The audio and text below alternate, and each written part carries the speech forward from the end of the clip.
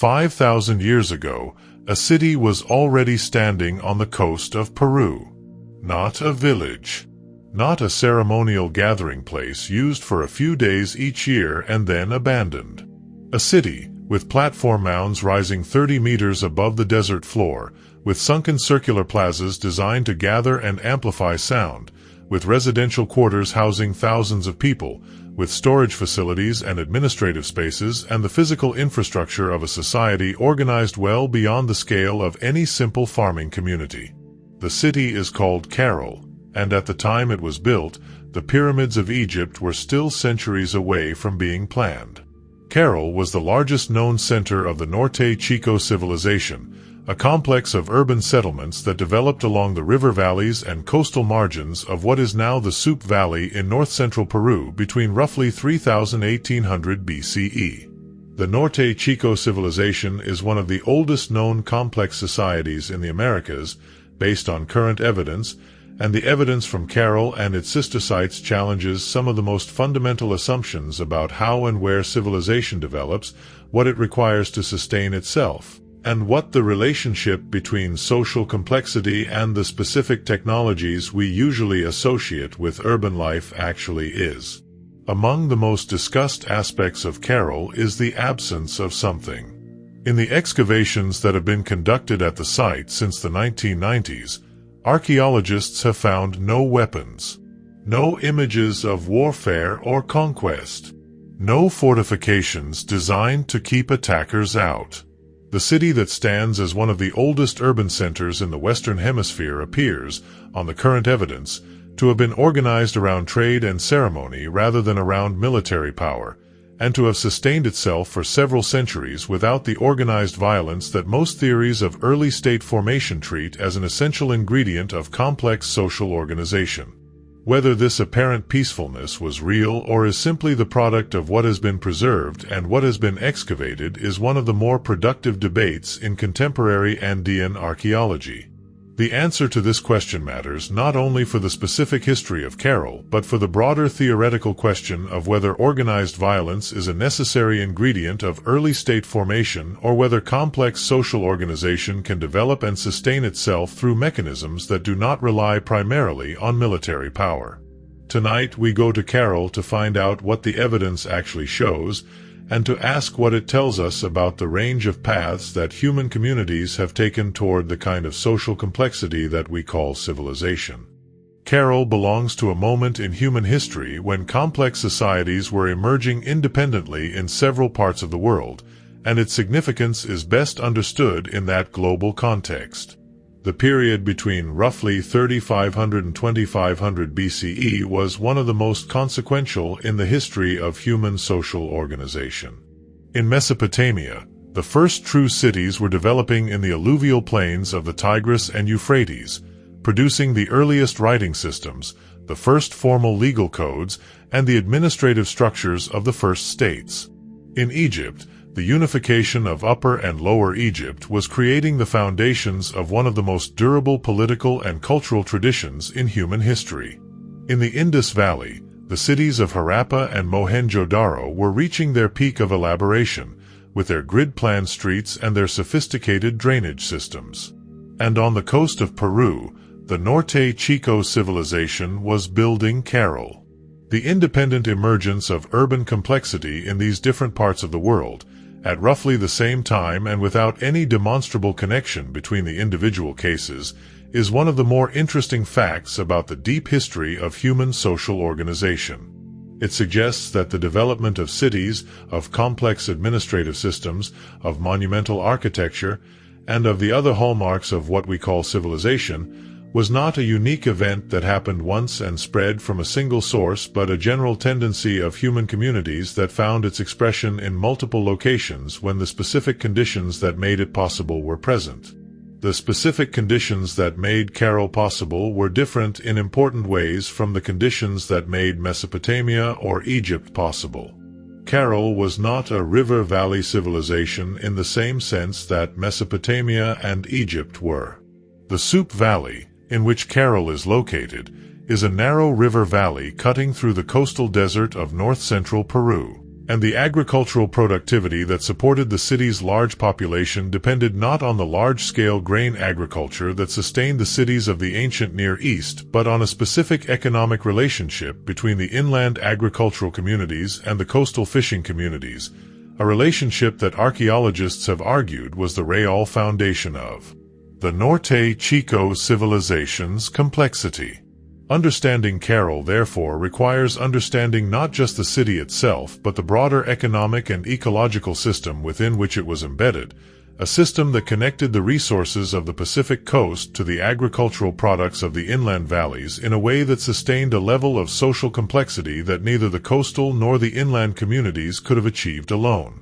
The specific geography of the Soup Valley, its position within the coastal desert and its access to both the river water that made agriculture possible and the Pacific coast that made the marine exchange system possible, was part of what made the Norte Chico civilization possible in the specific form it took. Valleys in similar geographic positions exist along other parts of the Peruvian coast, and some of them also show evidence for early complex societies, but none achieved the scale and the elaborateness of the Norte Chico tradition in the Soup Valley. The reasons why the Soup Valley in particular became the heartland of the Norte Chico civilization are not fully understood.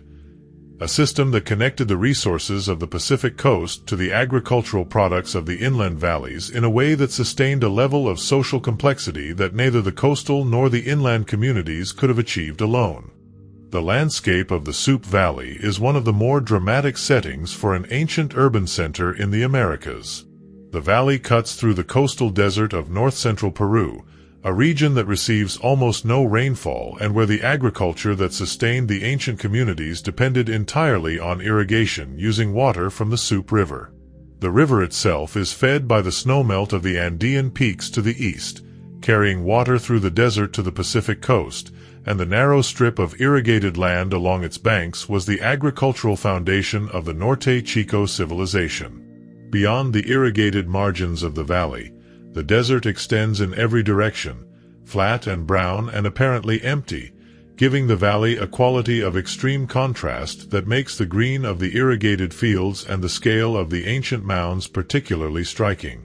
Caral sits on a dry terrace above the valley floor, positioned to overlook the agricultural land below while remaining above the flood level of the river. The site covers roughly 66 hectares, making it a substantial urban area by any standard of the 3rd millennium BCE. The 6 major platform mounds that dominate the site are arranged around a large central plaza, and the overall spatial organization of the site reflects a deliberate planning logic that speaks to centralized decision-making and a specific understanding of how monumental space should be arranged. The coastal area associated with the Norte Chico civilization lies roughly 20 kilometers from Caral, and the specific ecological complementarity between the valley and the coast was one of the more important features of the landscape that the civilization exploited. The cold Humboldt Current that runs along the coast of Peru creates one of the more productive marine ecosystems in the world, supporting enormous populations of anchovies and other small fish that in turn support a rich food web including larger fish,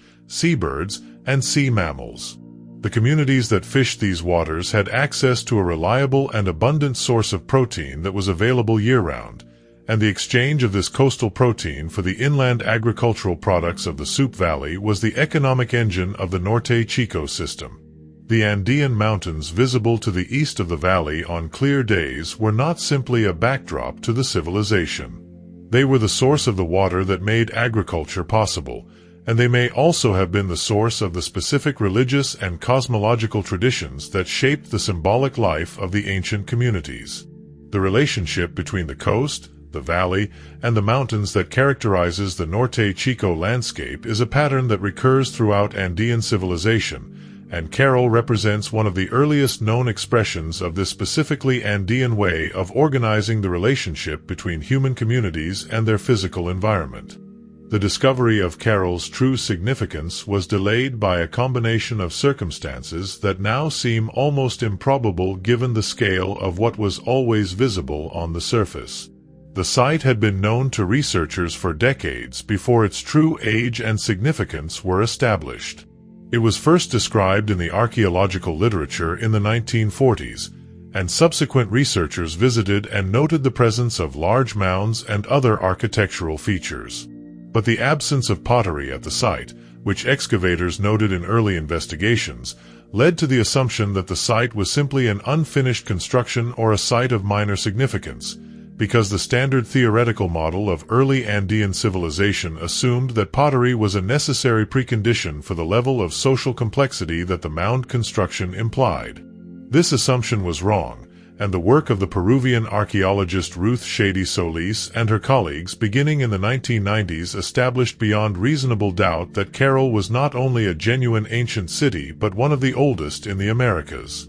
The radiocarbon dates that Shady Solis obtained from plant fibers recovered from the construction fill of the mounds placed the major construction phases at Caral firmly in the 3rd millennium BCE, predating the emergence of pottery in the region by several centuries, and predating the conventional dates for complex social organization in the Andes by a comparable margin.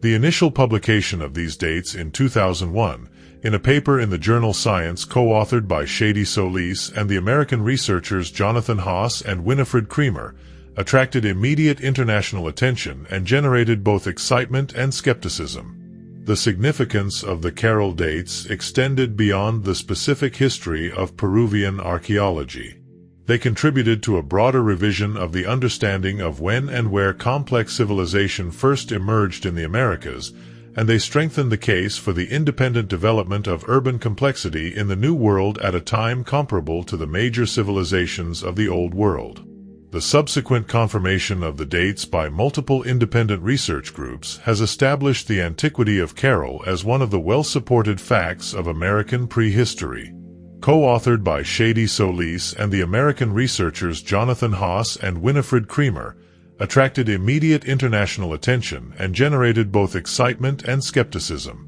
The excitement was justified by the genuine significance of the dates, which placed Caral in the same temporal league as the great monuments of the ancient Near East and Egypt and demonstrated that urban complexity had developed independently in the Americas at a much earlier date than the existing scholarly consensus had recognized. The skepticism focused primarily on the reliability of the dating evidence, specifically on whether the plant fibers used for dating were genuinely associated with the construction events they were assumed to document, and this skepticism has been partially addressed by subsequent dating work that has confirmed the general antiquity of the site. The ongoing excavations at Caral, directed by Ruth Shady Solis and the Zona Arqueologica Caral organization she founded, have now produced a detailed picture of the site's layout, its construction sequence, and the material culture of its inhabitants that goes well beyond the initial dating work and that has established Caral as one of the more thoroughly investigated ancient urban sites in South America.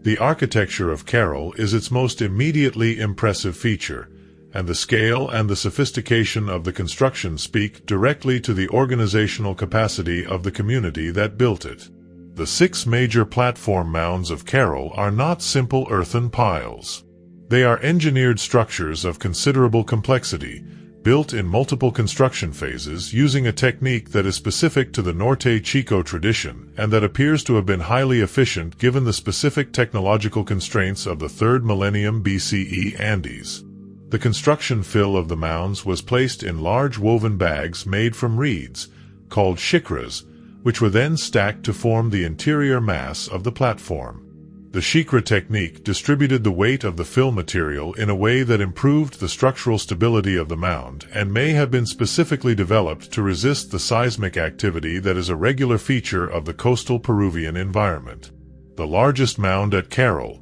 sometimes called the Pyramid Mayor or the Great Pyramid of Caral, is roughly 150 meters long, 100 meters wide, and 28 meters high. It covers an area comparable to the largest pyramids of Egypt, though its height is considerably less than that of the Egyptian structures. The summit of the mound supported a complex of rooms and terraces that served administrative and ceremonial functions, and the stairs that lead from the base to the summit were designed to manage the approach to the elevated platform in a way that controlled both the physical experience of ascending and the sightlines available from different points along the route. The sunken circular plazas that are one of the most distinctive architectural features of Caral are among its most discussed elements. These circular structures, with their slightly depressed floors and their surrounding walls, are associated with acoustic phenomena.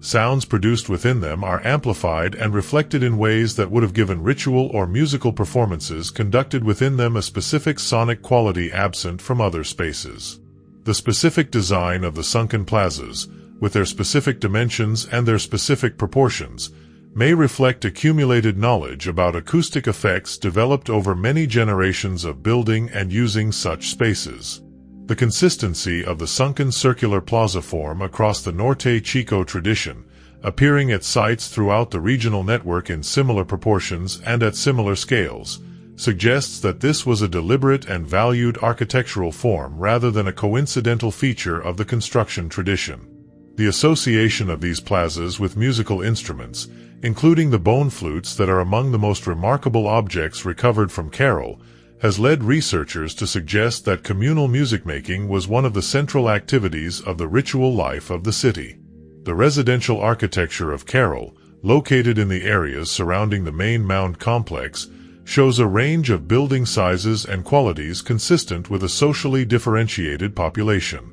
The largest and most elaborately constructed residential buildings, with multiple rooms and internal courtyards, are associated with the areas closest to the main mounds, while smaller and simpler structures are found further from the center.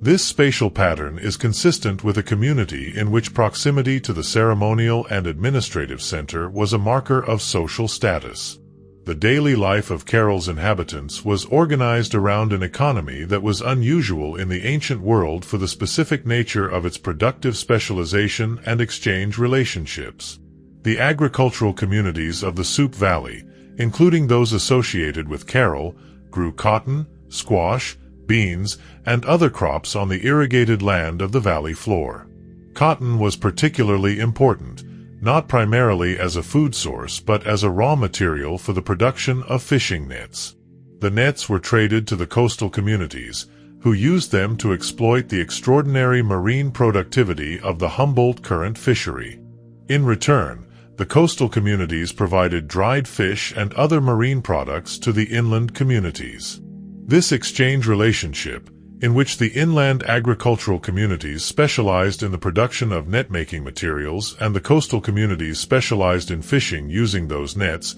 was the economic foundation of the Norte Chico civilization. The role of cotton in this system deserves particular emphasis. In most ancient agricultural societies, the primary food crops were the central focus of agricultural production and the primary basis of the food surplus that supported non-agricultural populations. At Caral, the agricultural system was organized primarily around a non-food crop, cotton, whose value derived not from its direct consumption but from its role in the exchange system that produced the marine protein that fed the city. This is a fundamentally different economic logic from that of the Near Eastern agricultural civilizations, and it may help to explain why Caral developed in ways that differ from those civilizations. The specific relationship between the cotton-producing inland communities and the fishing coastal communities was maintained across the full duration of the Norte Chico occupation, a period of more than 1,000 years. The stability of this exchange relationship over such a long period implies that the institutional mechanisms that regulated it were robust and effective, capable of managing the disputes and the coordination challenges that any sustained exchange relationship between different communities generates. In most ancient agricultural societies, the primary food crops, the grains and legumes that provided the caloric foundation of the diet, were the central focus of agricultural production. At Caral and the other Norte Chico sites, cotton, a non-food crop, occupied a central place in the agricultural system, because the fishing nets that it enabled were the key to the coastal protein production that sustained the population. This specific economic logic, in which the exchange of a non-food agricultural product for food produced elsewhere was the foundation of the city's economy, is unusual among ancient urban centers and has been proposed as one of the reasons why the Norte Chico civilization developed in the specific way it did. The diet of Caral's population, reconstructed from the botanical and faunal remains recovered in excavations, reflects the coastal inland exchange system in its composition. Anchovies, sardines, and other marine fish are present in the food remains alongside the squash, beans, and other crops of the inland agriculture. The relative abundance of marine protein in the diet suggests that the exchange relationship was functioning effectively, and that the coastal communities were providing fish to the inland ones in quantities that significantly supplemented the agricultural diet. The bone flutes recovered from Caral, made from the bones of condors and pelicans, are among the most striking artifacts from the site, and they speak to a cultural life that went well beyond the practical requirements of subsistence and administration. The presence of musical instruments in the archaeological record implies the performance of music in specific social contexts, and the association of the flutes with the sunken circular plazas, whose acoustic properties were well suited to musical performance, suggests that communal music was a regular feature of the ritual and social life of the city. The social organization of Caral was hierarchical, and the evidence for this hierarchy is visible in both the spatial organization of the site and in the differential treatment of different members of the population in their daily lives and in death. The concentration of the largest and most elaborate architectural investment in the platform mounds and their associated ceremonial spaces, compared with the more modest construction of the residential areas, implies a social system in which authority and resources were concentrated in the hands of a relatively small group whose activities were centered on the mound complex. The specific form that this authority took, whether it was primarily religious, primarily administrative, or some combination of both, is not clearly determinable from the architectural evidence alone, but the investment required to build and maintain the platform mound speaks to a community capable of mobilizing substantial collective labor under centralized direction. The burial evidence from Caral and from the other Norte Chico sites provides some information about social differentiation, though the burial record is less extensive than at some comparable ancient urban sites in other parts of the world. Some individuals were buried with more elaborate grave goods than others, and the location of burials, with some within the architectural fabric of the major mounds and others in more peripheral positions, suggests that proximity to the monumental center was a marker of status in death as well as in life. The evidence for trade and exchange in the material culture of Caral speaks to a community connected to other communities across a significant geographic area. The presence of materials from distant sources, including specific stone types and other items whose origins lie outside the Soup Valley, documents the maintenance of exchange relationships that connected Caral to the broader network of Norte Chico sites and to communities beyond the immediate region. These exchange relationships were presumably managed through the social and administrative mechanisms of the city's elite, and the control of long-distance exchange may have been one of the bases of elite authority at Caral. The specific form of the political organization of Caral, whether the city was governed by a single paramount leader, by a council of leaders representing different social groups, or by some other institutional arrangement, is not clearly visible in the archaeological evidence. The architectural evidence for the activities that took place on the summits of the platform mounds provides some indirect information about the nature of the authority exercised there. The rooms and terraces on the mound summits were the most restricted and most elevated spaces in the city, and the activities that took place within them were presumably the activities of those with the highest authority. Whether this authority was primarily religious in character, expressed through ritual performance and the management of relations with the supernatural world, or primarily administrative, expressed through the management of the economic and political relationships of the community, or some combination of both, is not determinable from the physical evidence of the rooms themselves.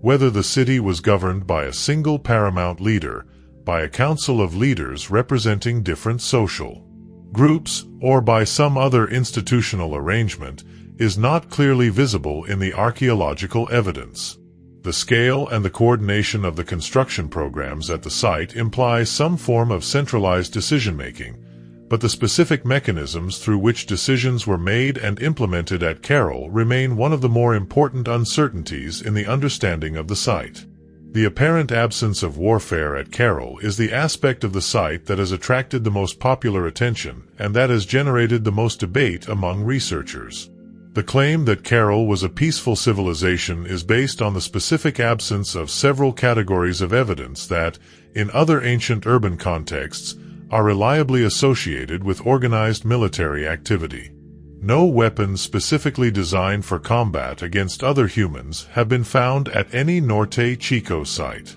The careful attention that researchers have given to this question, specifically looking for the evidence that would confirm the presence of warfare if it had occurred, strengthens the significance of the absence. The excavations at Caral have been extensive and systematic, covering multiple functional areas of the site and producing large assemblages of artifacts and eco-facts. The absence of weapons from this large assemblage is not simply the result of limited investigation. It is a genuine pattern in a well-investigated site that, in other ancient urban contexts, are reliably associated with organized military activity. No images of warfare, of armed conflict, of military leaders, or of captives have been identified in the visual culture of the tradition.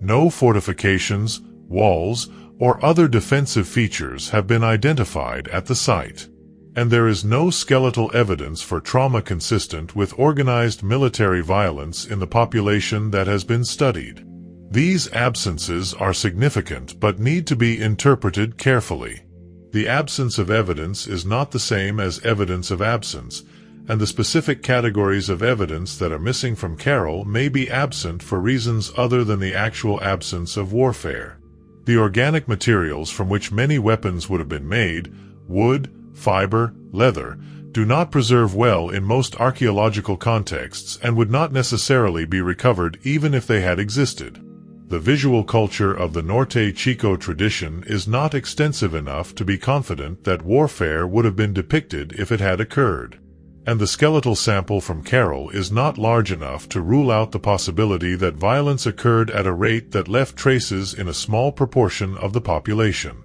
The more cautious interpretation of the evidence is that Caral appears, based on what has been found, to have been organized primarily around ceremony, trade, and the administration of a complex exchange economy rather than around military competition and conquest. This interpretation is consistent with the evidence but does not amount to a proof that warfare was absent. What it suggests is that if warfare occurred at Caral, it was not a central or dominant feature of the city's social organization in the way that it was in many other ancient urban contexts, and that the city developed and sustained its complexity through mechanisms that did not require the systematic use of organized violence. The contrast with other ancient urban societies is striking even if it is not absolute. The cities of Mesopotamia, which developed in the same general period as Caral, show abundant evidence for warfare, for military organization, for the conquest of neighboring communities,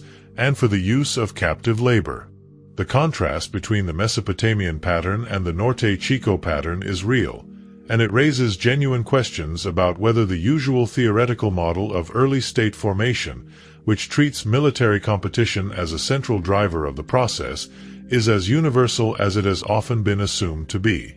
The food system that sustained Caral and the other Norte Chico communities was more complex and more specialized than the standard picture of early agricultural civilization would suggest. The Norte Chico subsistence system, as reconstructed from the botanical, faunal, and contextual evidence recovered at Caral and the other major sites, was organized around three primary resource zones. The coastal marine environment provided the protein foundation of the diet, primarily in the form of anchovies, sardines, and other small schooling fish that were harvested in enormous quantities using large nets. The anchovy is a small fish, but its importance to the Norte Chico economy was enormous. The Peruvian anchovy fishery, driven by the upwelling of cold, nutrient-rich water along the coast that the Humboldt Current produces, is one of the most productive fisheries in the world by biomass. And the communities that had access to this resource and the net technology to exploit it had access to a protein source that was more reliable and more abundant than the wild animal resources available to most contemporary communities in other parts of the world. Recovered at Caral and the other major sites, was organized around three primary resource zones. The valley agricultural system provided the cotton for the nets, the gourds used as net floats, and the food crops that supplemented the marine protein.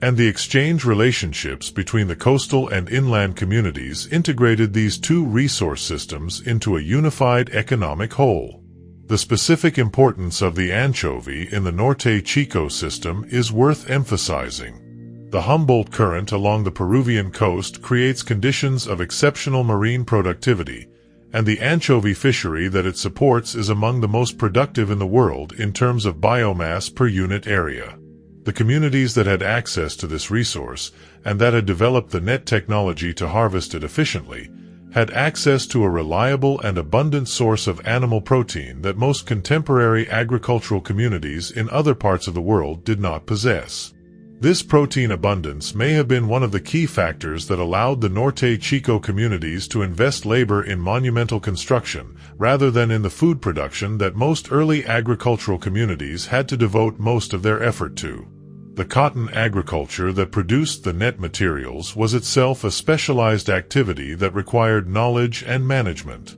Cotton cultivation in the Soup Valley depended on the irrigation system that diverted water from the river to the fields, and the maintenance of this irrigation system required collective labor and some form of coordination between the farming households that used it. The cotton was then processed and spun and woven into the net materials that were traded to the coast, a process that involved several stages of production and that represented a significant investment of labor time. The absence of maize from the Norte Chico subsistence system is one of the more striking features of the Norte Chico economy. Maize, which became the primary food crop of most later Andean civilizations, appears to have played a minor role in the Norte Chico diet, with the protein needs of the population being met primarily through the marine exchange system rather than through the cultivation of a high-calorie grain crop. This is a significant difference from the subsistence patterns of most other known early civilizations, which were typically built on the intensive cultivation of a specific grain staple. The symbolic and ritual life of Caral is documented in the archaeological evidence in ways that speak to a community with a rich and developed cosmological tradition, though the specific content of that tradition must be inferred from the material evidence rather than from any written account. The platform mounds themselves are ritual objects as much as administrative facilities. Their specific dimensions, their orientations with respect to the cardinal directions and to the astronomical events visible from the Soup Valley, and the specific character of the activities documented on their summits all speak to structures that were understood as having cosmological significance as well as practical function. The specific cosmological tradition within which the mounds and the plazas of Caral were meaningful is not recoverable in any detail from the archaeological evidence. The later Andean civilizations, including the Inca, maintained elaborate cosmological traditions in which the relationship between the human world, the sky world above it, and the underworld below it was central, and in which specific mountains, rivers, and other features of the landscape were understood as sacred places with specific relationships to the divine. Whether the Norte Chico tradition shared these specific cosmological orientations is not demonstrable, but the architectural investment at Caral in the creation of elevated platforms and sunken plazas, of spaces that reach toward the sky and spaces that reach toward the earth, is consistent with a cosmological framework organized around the vertical axis that connects the worlds above and below. The orientation of several of the major mounds at Caral to the rising sun on specific dates in the astronomical calendar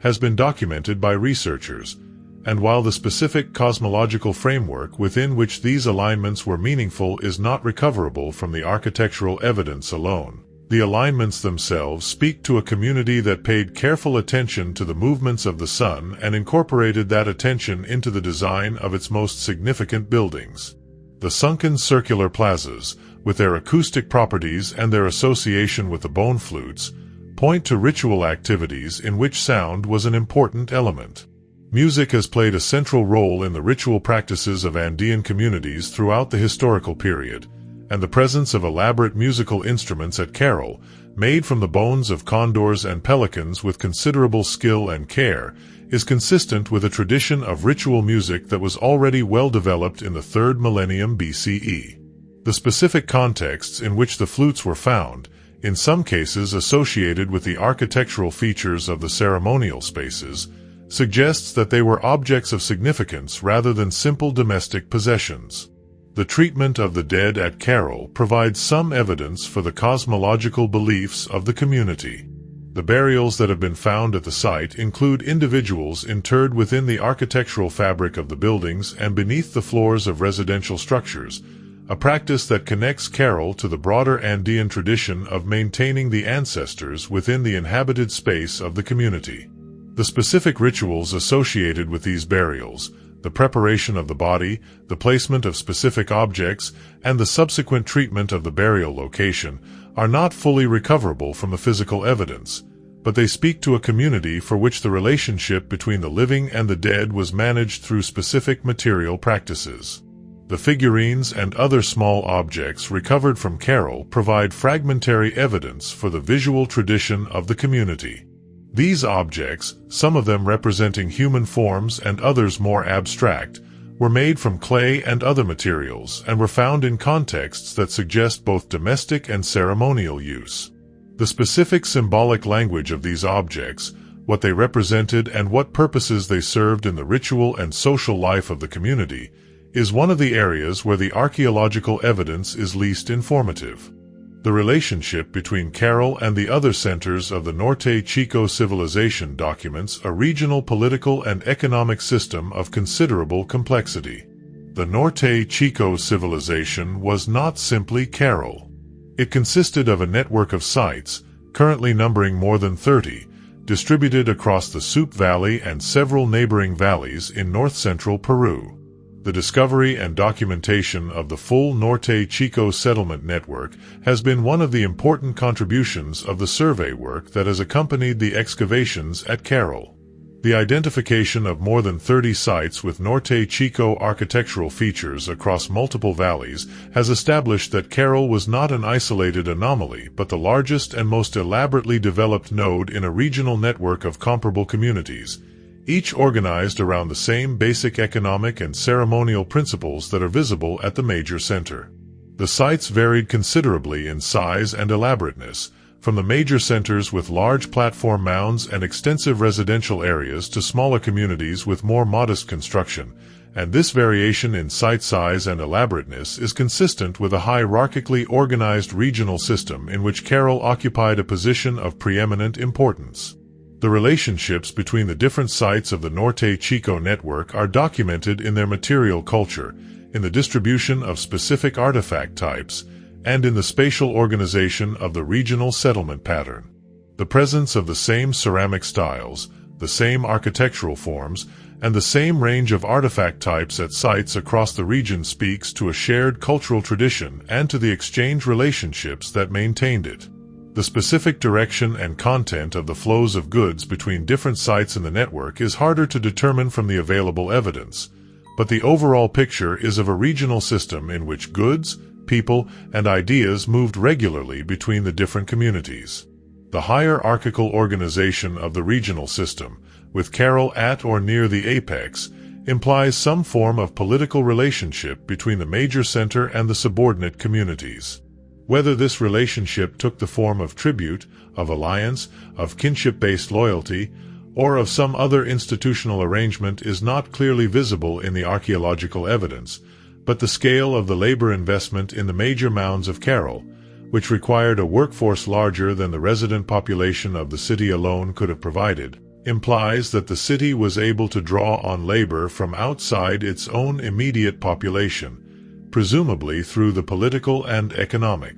relationships that structured the regional system. The Norte Chico civilization was not an isolated development. It was one node in the broader network of developing complex societies along the Pacific coast of South America, and the relationships between the Norte Chico tradition and the contemporaneous and subsequent traditions of coastal and highland Peru are a matter of ongoing research. The geographic position of the Norte Chico sites, in the river valleys of the north-central Peruvian coast, placed them at an interface between the marine resources of the Pacific and the agricultural and pastoral resources of the Andean foothills and highlands. This interface position, where multiple ecological zones met and where the communities of different zones came into contact through exchange and movement, may have been one of the structural conditions that facilitated the development of the complex exchange economy on which the Norte Chico civilization was based. The specific contribution of the Norte Chico civilization to the cultural and technological foundations of the later Andean civilizations, including the Chavan tradition that developed in the following millennium, is a question that connects the specific evidence from Caral to the broader history of Andean cultural development.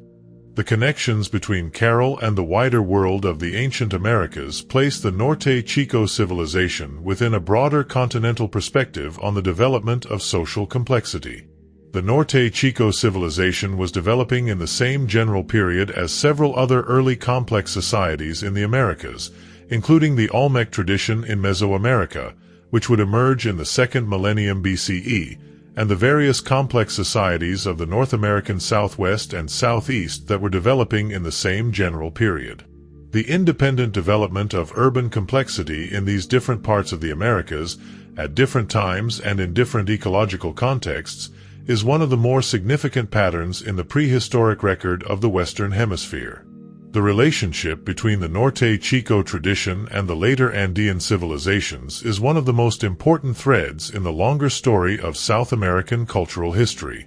The Chavan de Huantar tradition, which developed in the first millennium BCE and which is often treated as the first Pan-Andean civilization in the sense of a tradition whose influence extended across multiple ecological zones and geographic regions, shows some continuities with the Norte Chico tradition in its architectural forms, its ceremonial practices, and its economic organization. The specific mechanisms through which Norte Chico cultural elements were transmitted to the Chavan tradition, whether through direct cultural continuity, through the movement of people, or through the spread of specific practices and ideas through exchange networks, is a matter of ongoing research. The cotton and the fishing net technology that were central to the Norte Chico economy had a much longer history in the Americas than the Norte Chico civilization itself. The use of cotton for textile production and the use of nets for fishing were practices with deep roots in the coastal cultures of Peru, and the Norte Chico civilization can be understood as having developed a particularly elaborate and economically productive form of these pre-existing practices rather than having invented them from scratch. This situates Caral within a longer trajectory of cultural development along the Peruvian coast that extends back well before the 3rd millennium BCE. The relationship between the Norte Chico civilization and the contemporaneous developments in other parts of the world, including the early civilizations of the ancient Near East, is one of historical independence rather than connection.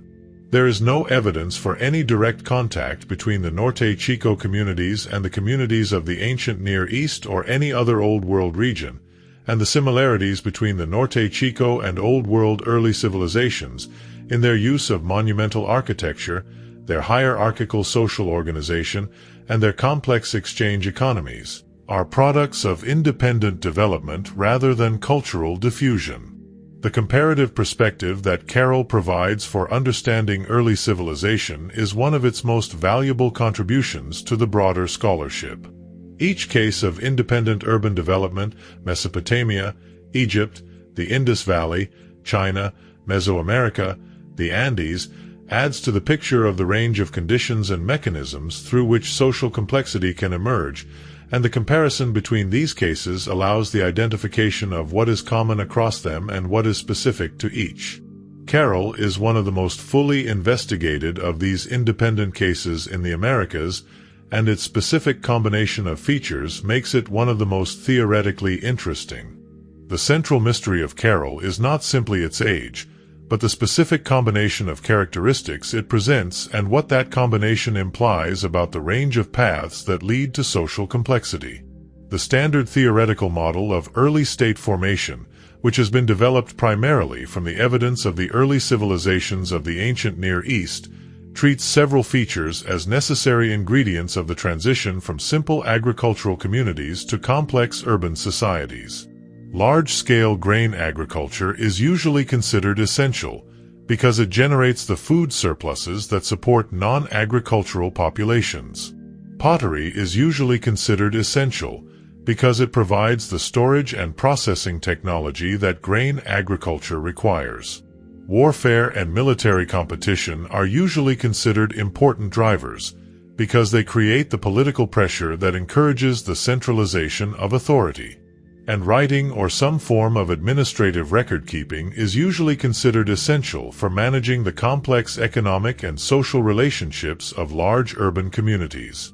Caral had none of these things, or had them only in reduced or different forms. Its food production system was based not on large-scale grain agriculture but on the exchange of cotton for marine protein, a system that did not require the storage and processing technology that grain agriculture demands. It developed before pottery was present in the region. The evidence suggests it was not driven by military competition. And it had no writing system, apparently managing its complex economic and administrative relationships through non-written record-keeping techniques, including the quipu, the system of knotted strings that was used for record-keeping in the later Andean civilizations and that may have had its origins in the Norte Chico tradition. The mystery is therefore not simply one of age, though the age is genuinely remarkable. It is the mystery of a different kind of complexity, a form of social organization that achieved the scale and the elaborateness of early urban civilization through a combination of resources,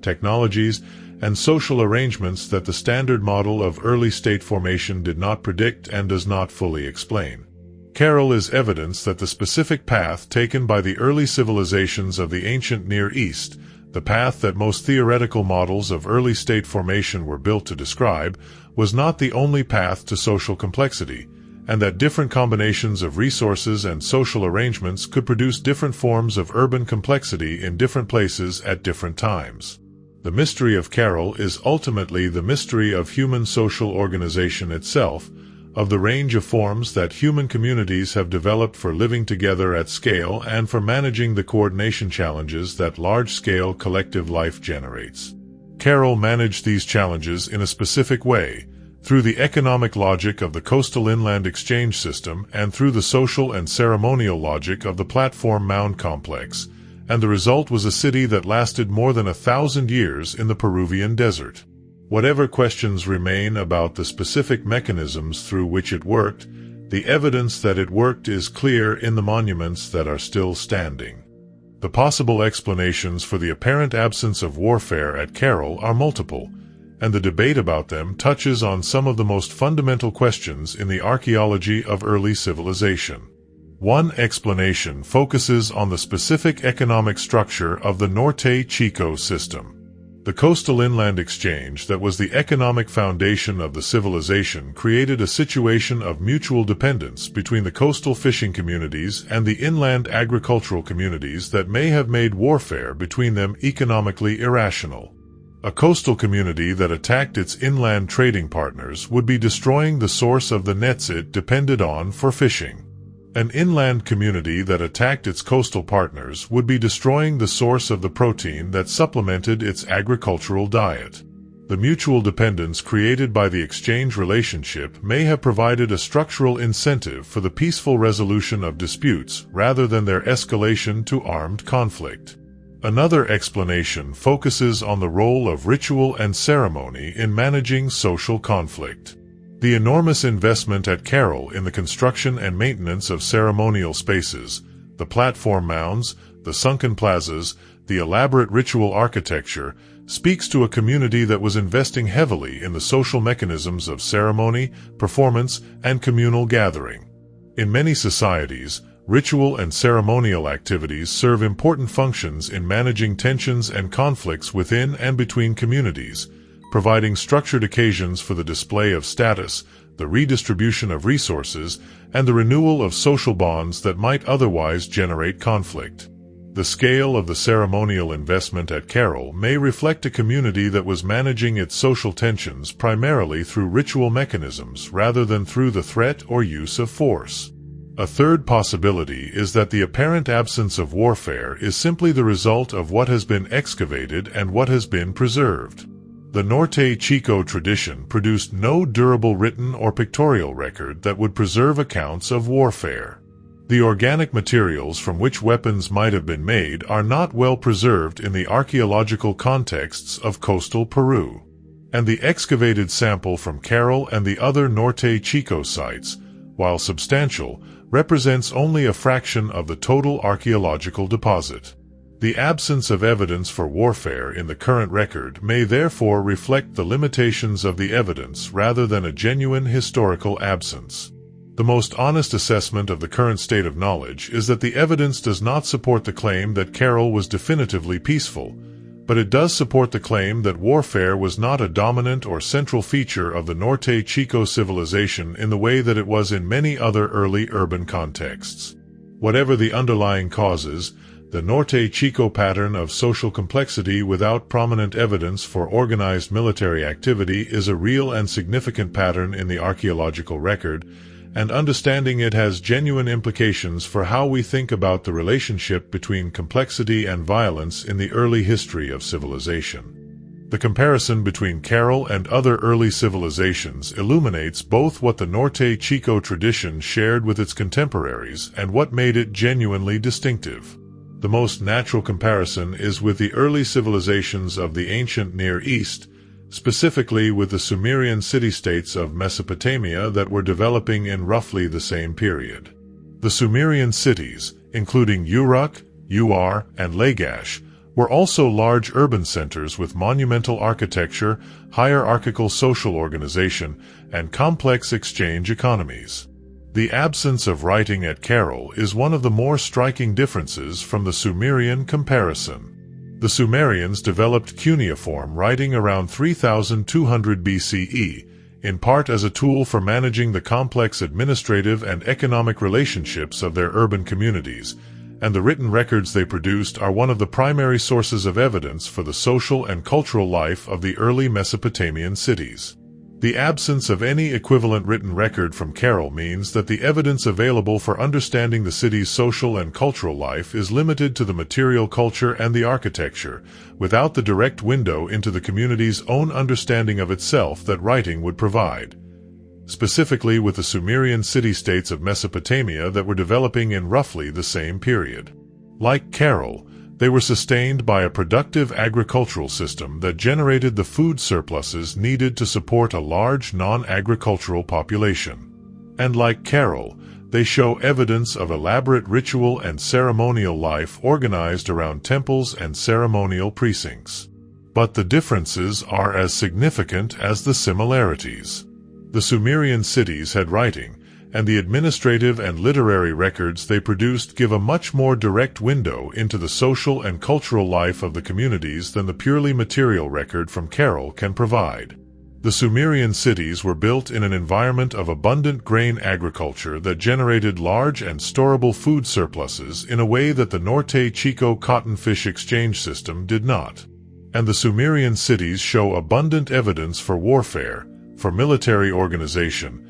and for the conquest and subjugation of neighboring communities, a pattern that is not visible at Caral. The comparison with the Indus Valley civilization, which was also developing in the same general period and which also shows limited evidence for warfare and military organization, is perhaps more illuminating. The Indus Valley cities, including Harappa and Mohenjo-Daro, were large, elaborate, and well-organized urban centers that also lacked the prominent evidence for military activity visible in Mesopotamia, and the parallel between the Indus Valley and the Norte Chico traditions in this respect has been noted by researchers interested in the range of paths to urban complexity. The comparison with the later Andean civilizations, particularly the Inca Empire, provides a different kind of context. The Inca Empire, which developed more than 4,000 years after Caral, was a highly militarized state in which warfare and conquest were central to political expansion and administrative organization. The contrast between the Inca pattern and the Norte Chico pattern speaks to the diversity of social forms within the Andean tradition,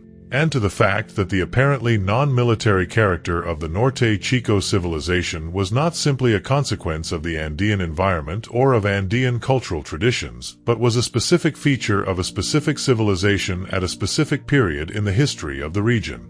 What makes Caral different from other ancient cities is not simply its age or its location, but the specific challenge it poses to the assumptions embedded in our standard accounts of how and why civilization develops. The theoretical models of early state formation that have dominated the field of archaeology for most of the 20th century were built primarily on the evidence from the ancient Near East, and they tend to treat the specific features of Near Eastern early civilization as universal prerequisites for urban complexity. The challenge that Caral poses to these models is therefore a challenge to the epistemic foundations of the models themselves. If the models were built on evidence from a single region and were then applied universally, the evidence from regions that developed differently, including the Norte Chico tradition of Peru, provides a basis for revising the models rather than simply adding exceptions to them.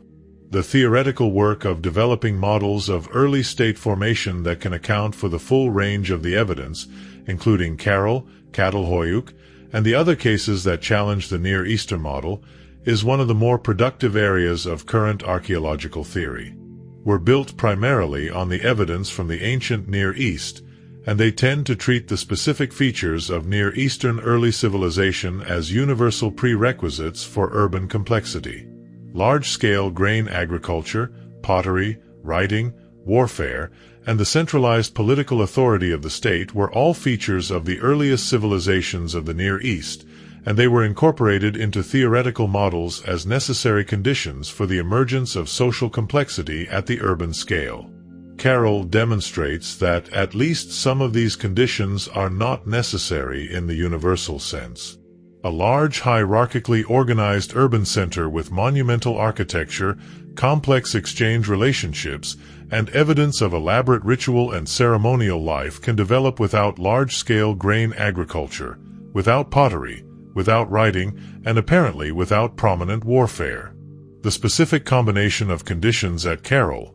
the coastal marine protein, the cotton-based exchange economy, the specific ecological complementarity of the Soup Valley and the adjacent coast, produced a form of social complexity that the Near Eastern models were not designed to account for. This does not mean that the Near Eastern models are simply wrong. They accurately describe the specific path to social complexity that was taken by the early civilizations of the ancient Near East, and they identify real relationships between specific features of the Near Eastern environment and specific features of the civilizations that developed within it. What they fail to capture is the contingency of those relationships, the degree to which the specific form that early civilization took in Mesopotamia and Egypt was a product of the specific conditions of those environments rather than a universal expression of the general tendency toward urban complexity. Caral is evidence that the space of possible forms that urban complexity can take is wider than the Near Eastern models suggest, and that different combinations of resources, technologies, and social arrangements can produce different forms of urban complexity in different places. This evidence does not diminish the achievements of the Near Eastern civilizations. It expands the picture of what human communities have been capable of achieving, and it requires any honest account of the origins of urban life to acknowledge the full range of the evidence rather than only the portions of it that fit the most familiar models. The pressures and tensions within the Norte Chico civilization are less visible in the evidence than the apparently harmonious organization of the city's ceremonial and economic life, but they were real, and understanding them is part of understanding how the civilization actually functioned. The labor required to build and maintain the platform mounds of Caral was substantial, and the question of how this labor was organized and who bore its costs is one that the archaeological evidence does not fully answer. The shikra bags are themselves a form of evidence for the social organization of the construction process. Each bag was a discrete unit of construction contribution, small enough to be made and carried by a single person, and the accumulation of thousands of bags into a single mound speaks to a process of aggregating many small individual contributions into a large collective achievement. Whether each bag was the contribution of a specific household or community, carrying some identifying mark of its origin, as has been proposed by some researchers, or whether the bags were simply anonymous contributions to a communal project, is a question that the physical evidence does not clearly resolve. And the question of how this labor was organized and who bore its costs is one that the archaeological evidence does not fully answer. The shikra construction technique, while efficient, required the collection and preparation of large quantities of reed material in addition to the earth and stone that formed the mound fill, and the logistics of coordinating the labor of many workers across multiple construction phases over many years implies some form of administrative organization capable of directing and sustaining collective effort at scale. The specific mechanisms through which labor was mobilized for construction at Caral may have been similar to the MITA system of labor obligation that is documented in the later Andean civilizations, including the Inca Empire. The MITA was a system in which communities provided labor to the state as a form of taxation, performing specific construction, agricultural, or military tasks for defined periods in exchange for food, clothing, and other provisions from the state stores. If an analogous system operated at Caral, the mound construction would have been funded by the labor obligations of the surrounding communities rather than by the coerced labor of a slave population, and the distribution of the costs of construction across a large number of participating communities would have reduced the burden on any individual group. The evidence for the distribution of material wealth within the Norte Chico settlement system suggests some inequality in the access to valued goods. The major centers, including Caral, had access to the most elaborate architectural spaces and to the greatest quantities of exotic materials, while the smaller communities of the regional network had more limited access to these markers of status. The specific degree of economic inequality within the Norte Chico system, and the mechanisms through which that inequality was maintained and legitimized, are questions that the current evidence addresses only incompletely. The social tension that any hierarchical system generates, between those who benefit from the hierarchy and those who bear its costs, was presumably present at Caral as it has been present in every hierarchical society in human history. The specific mechanisms through which this tension was managed, whether through ritual and ceremony, through the redistribution of resources, through the threat of force, or through some combination of these, is one of the most important questions about the Norte Chico social system that the current evidence does not clearly answer. The decline and eventual abandonment of Caral and the other Norte Chico centers is one of the less well understood aspects of the civilization, partly because the end of the tradition is as difficult to date precisely as its beginning.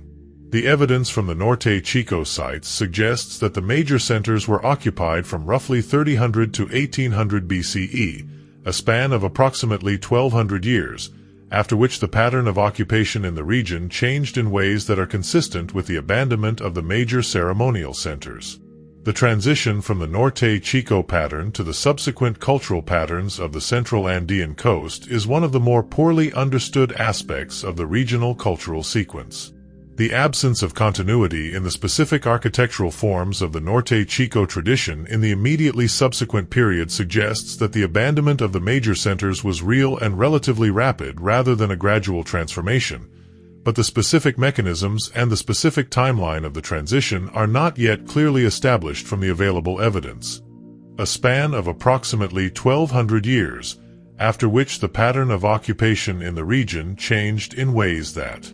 are consistent with the abandonment of the major ceremonial centers. The specific mechanisms of the decline are not clearly visible in the evidence, and the question of whether the Norte Chico civilization ended suddenly or gradually, and whether the end was driven by internal social factors, by environmental change, or by external pressure from neighboring societies, remains open. The environmental evidence from the Soup Valley and the adjacent coastal areas suggests that the region experienced significant episodes of drought and of disruption to the marine productivity that was the foundation of the Norte Chico subsistence system during the later phases of the civilization's occupation. The El Niño Southern Oscillation, which produces the periodic disruptions to the cold Humboldt Current that so strongly affect the climate and the marine productivity of the Peruvian coast, would have been a recurrent challenge for the Norte Chico communities, and episodes of particularly severe El Niño events may have disrupted the fishing-based exchange economy in ways that undermined the economic foundations of the major centers. The geological evidence from the Soup Valley also documents evidence for significant seismic and tsunamic activity during the period of the Norte Chico occupation, and specific catastrophic events may have contributed to the disruption of the settlements in ways that accelerated their eventual abandonment. The coastal sites of the Norte Chico network were particularly vulnerable to tsunamic flooding, and the evidence for tsunami deposits at several coastal Norte Chico sites speaks to the real and recurring threat that these events pose to the communities living on the low-lying coastal margins. The transition from the Norte Chico tradition to the subsequent cultural traditions of the Central Andean coast is not well understood in its specific mechanisms, but it is clear that the end of the Norte Chico civilization was not the end of complex society in the region. The cultural traditions that developed in subsequent centuries in the same geographic area show continuities with the Norte Chico tradition in their architectural forms and their economic organization, suggesting that the dispersal of the Norte Chico communities did not involve the complete loss of the cultural knowledge and the social structures that the tradition had developed. What modern archaeology has learned about Caral has transformed the understanding of the deep history of American civilization in ways that are still being absorbed by the broader scholarly community. The dating work of Ruth Shady Solis and her colleagues, which established the true antiquity of Caral in the 1990s and early 2000s, was the foundation of this transformation. Before this work,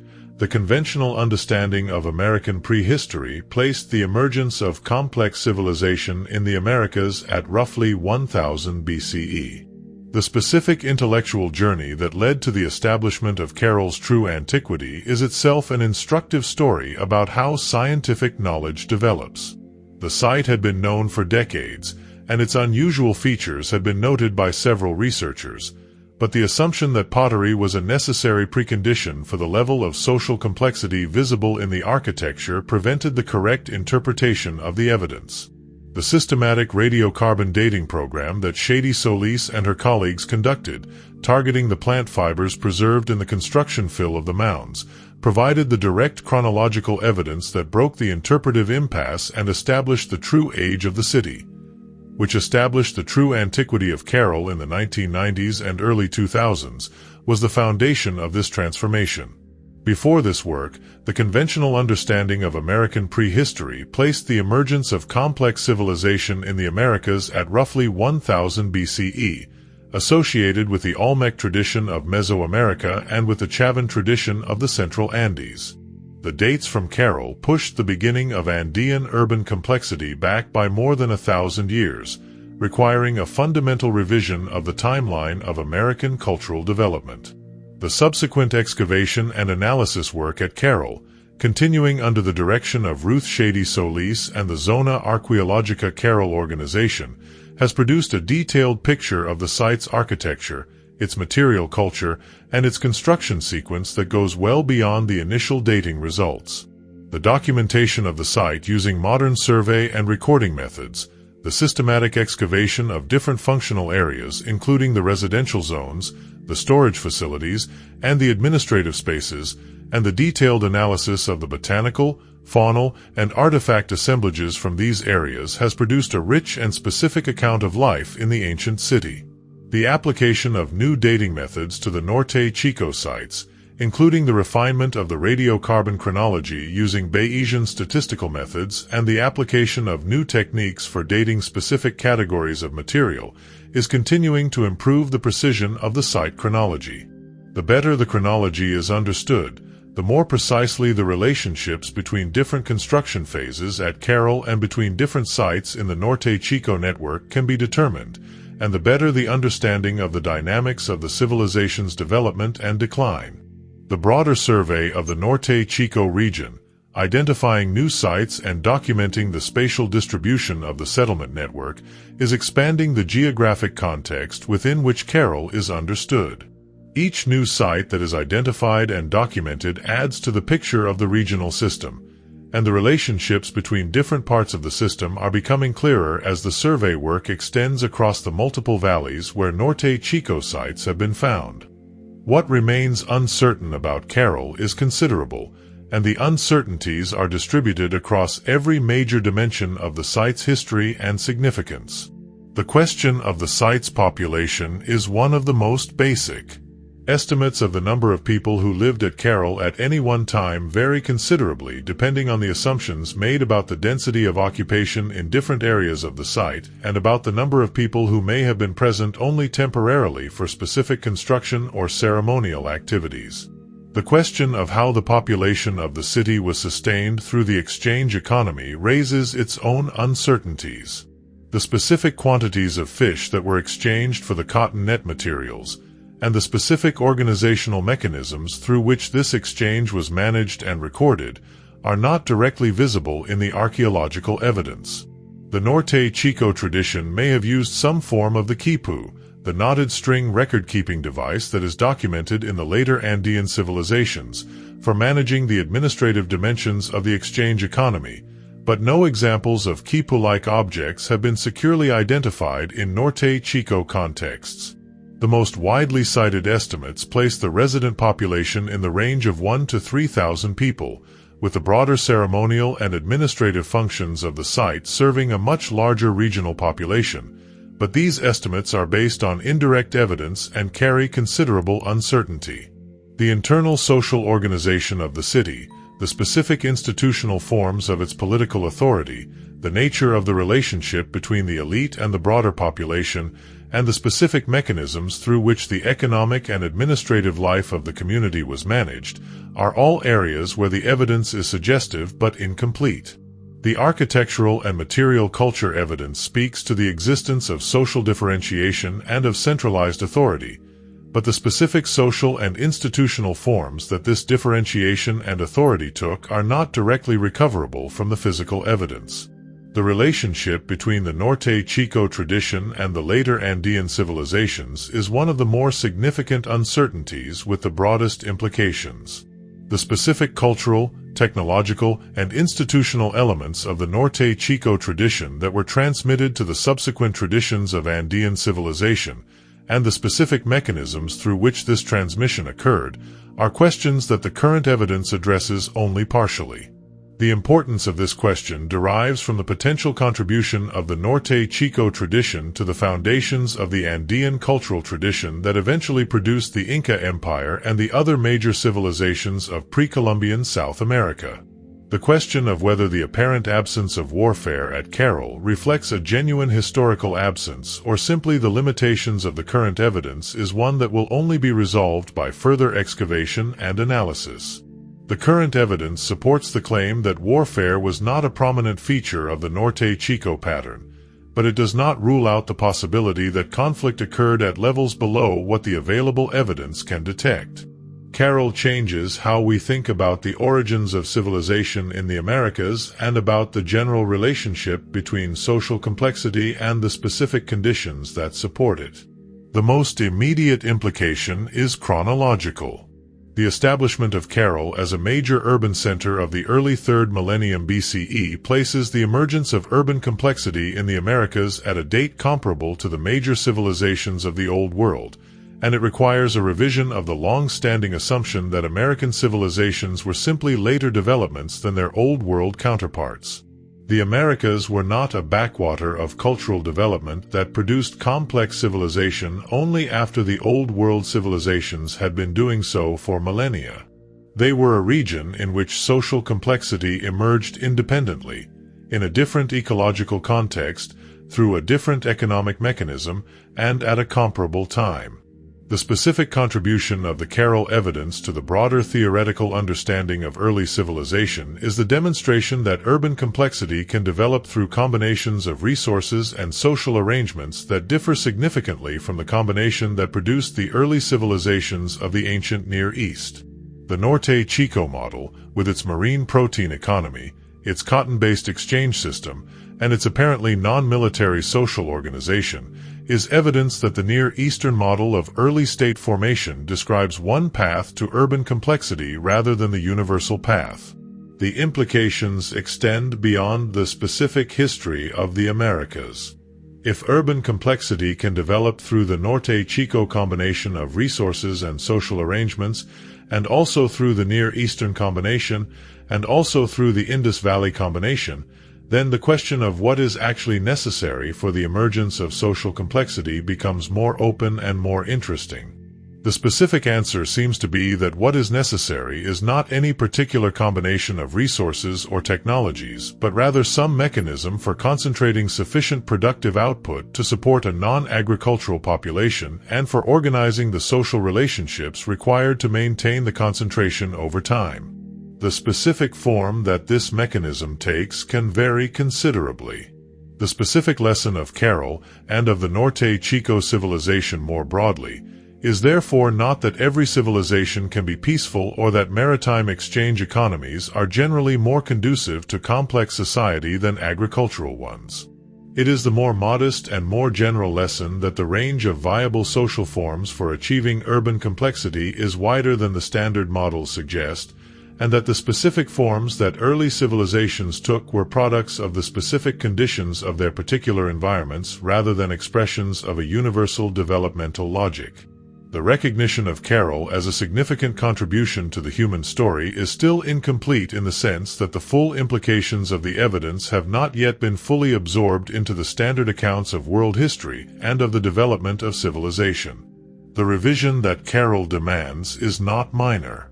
It requires acknowledging that urban complexity developed in the Americas at a date comparable to the major civilizations of the Old World, that it did so through mechanisms that differ in important ways from the Near Eastern model, and that the range of viable paths to social complexity is wider than the most widely taught models suggest.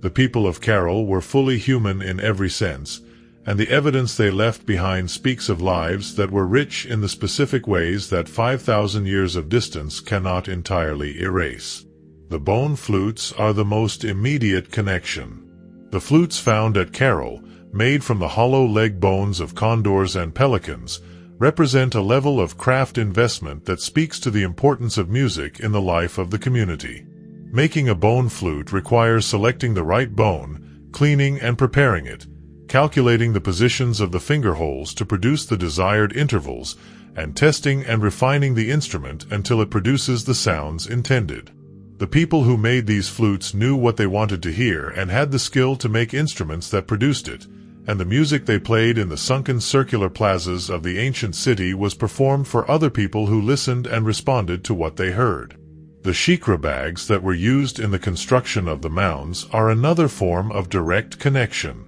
Each bag was woven from reeds by a specific person's hands, filled with earth or stone, carried to the growing mound, and placed in position. The accumulation of thousands of these bags, each representing the effort of a specific person's hands and the decision to place it in a specific location, is the specific material form that the construction of Caral's monuments took. The monuments are not abstractions. They are the accumulated work of specific people, and the physical effort and the social organization that produced them were the reality of specific human lives. The triple burial at Gabarro that we discussed in relation to the Green Sahara, and the burials at Caral that have been found within the architectural fabric of the buildings, speak to the same fundamental human concern: the management of the relationship between the living and the dead, and the specific practices through which communities mark the significance of specific lives and maintain the connection to those who have gone before them. The specific forms of these practices varied enormously between Caral and the Green Sahara communities, but the underlying human concern they expressed was the same. The sunken circular plazas, designed to gather and amplify sound, and the bone flutes found within them, together paint a picture of a community that valued the experience of shared musical performance, of gathering together in a specific space to produce and hear specific sounds. The specific music that was performed in these plazas is gone, and the specific occasions on which it was performed are not directly recoverable from the physical evidence. But the spaces remain, and the instruments remain, and the evidence that this specific kind of shared experience was important to the people of Caral is clear. The people who played the bone flutes and gathered in the sunken circular plazas were making the specific kind of shared cultural experience that music enables, an experience in which the individual and the collective are simultaneously present, in which the performance of a specific person or group creates a shared reality for the community of listeners, and in which the specific sounds produced carry meanings that are culturally specific and socially significant. The social function of this kind of shared cultural experience, in maintaining the bonds of community and in marking the significant transitions of the social and ceremonial calendar, is not specific to Caral. It is a human universal. But the specific architectural provision for it at Caral, in the form of spaces designed to amplify and distribute sound, speaks to a community that understood and valued this function explicitly enough to build it into the city's permanent infrastructure. The central image of Caral is the image of a mound rising from the Peruvian desert against the backdrop of the Andes. The platform mounds of Caral are still standing. The pyramid mayor rises 28 meters above the terrace on which it sits, and the smaller mounds of the site are arranged around the central plaza in a spatial logic that is still readable 5,000 years after it was laid out. The desert that surrounds the site has preserved the architecture in a condition that more humid environments would not have allowed, and the specific form of the mound complex, its shape, its orientation, its relationship to the surrounding landscape, is more or less as the builders left it, overlaid by the erosion and the collapse of millennia but not destroyed by them. Standing at the base of the pyramid mayor and looking up the staircase that rises to the summit platform, one has a direct physical experience of the scale of the construction effort. The mound is large enough that it does not read from a single viewpoint.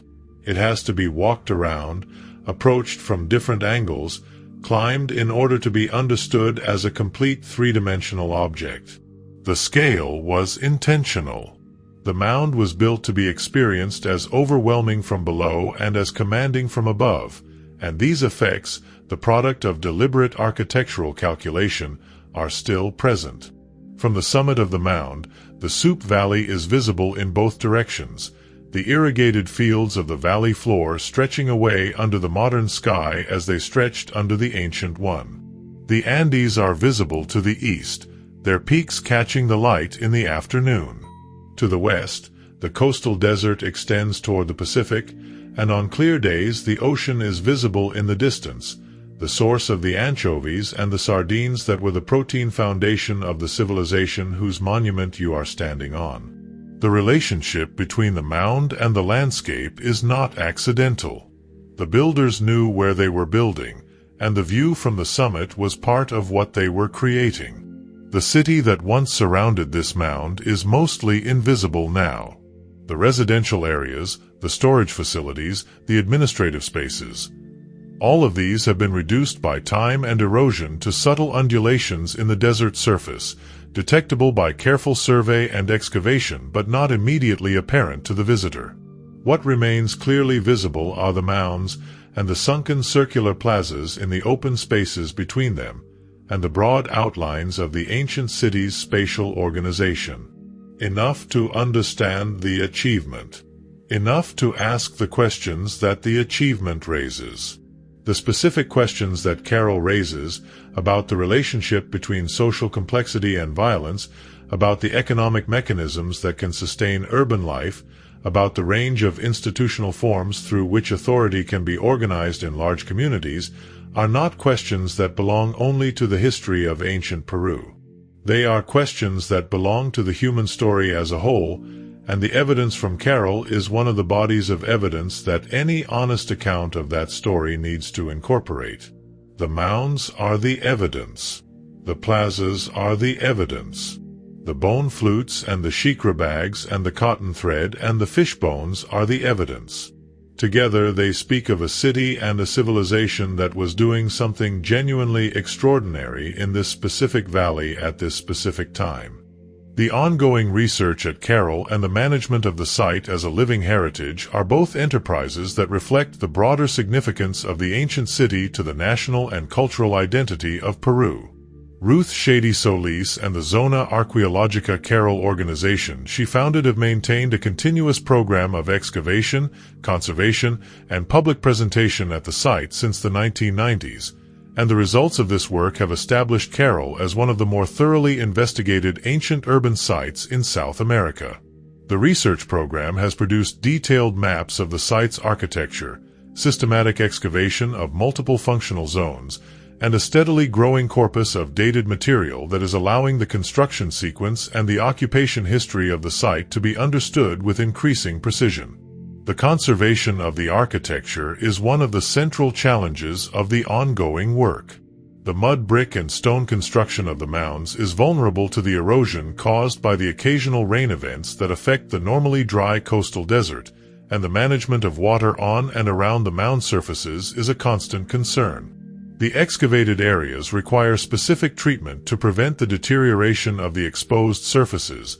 and the balance between maintaining the accessibility of the site for visitors and researchers and protecting the fragile deposits from the damage that foot traffic causes is a persistent challenge. The presentation of the site to visitors, including both Peruvian citizens and international tourists, is an important dimension of the work, because the public understanding of Caral's significance is part of the broader project of recovering the pre-Columbian heritage of the Americas. The visitor experience at Caral includes a museum and interpretive facilities that provide context for the ancient city, and the site receives a growing number of visitors each year as its international reputation expands. The recognition of Caral as a UNESCO World Heritage Site, designated in 2009, has contributed to both the resources available for its management and the international visibility of the site. The ongoing excavation continues to produce new evidence that refines and in some cases revises the current understanding of the site.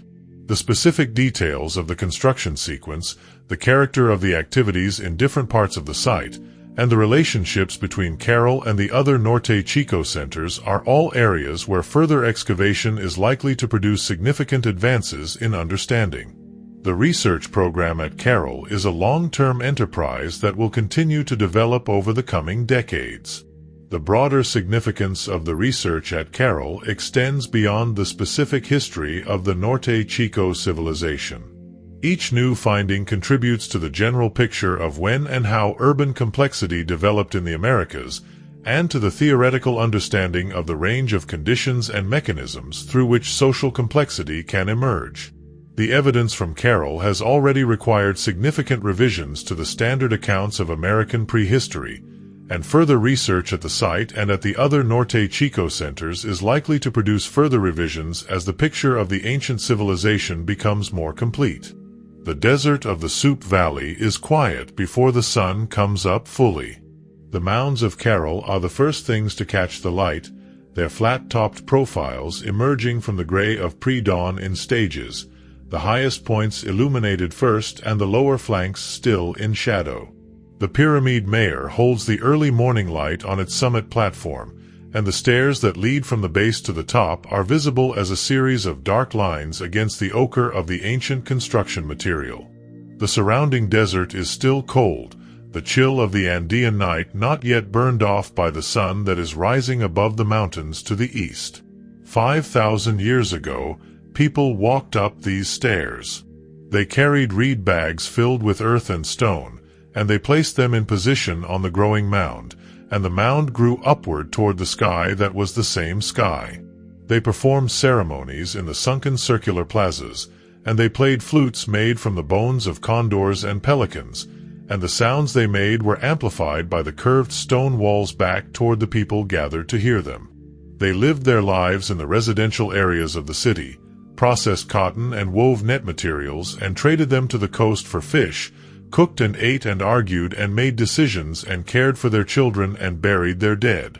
The civilization they built lasted for more than 1,000 years. It organized the resources of the coast and the valley into a system that could support a complex, hierarchically organized urban community without the large-scale grain agriculture, the writing, or the military organization that most theoretical models of early state formation treat as necessary conditions. Whether it was peaceful in the deep sense or whether the evidence is simply incomplete, it was different from the early civilizations of the ancient Near East in ways that matter for how we understand the range of human social possibility. The mounds are still here. The sunken plazas are still here. The desert has preserved them, dry and patient, for 5,000 years. What was done here, and what was understood about human organization and human community by the people who did it is still being recovered by the archaeology, slowly and carefully,